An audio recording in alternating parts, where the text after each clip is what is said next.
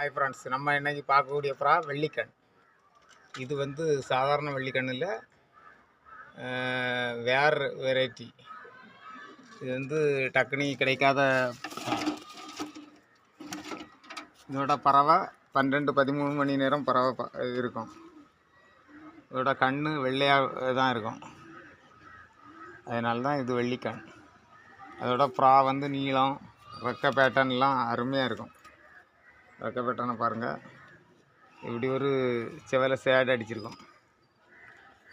இந்த புறாயோட டைவ் வேறு ஒரு மணி நேரத்துக்கு ஒரு 20-25 டைவ் அடிக்கும்.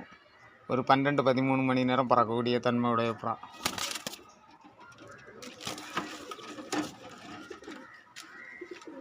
இது ரேர் புறா. இது வந்து ரொம்ப ஈஸியாக கிடைக்கக்கூடிய புறா இல்லை, கொஞ்சம் கஷ்டம்தான் கிடைக்கிறதுக்கு.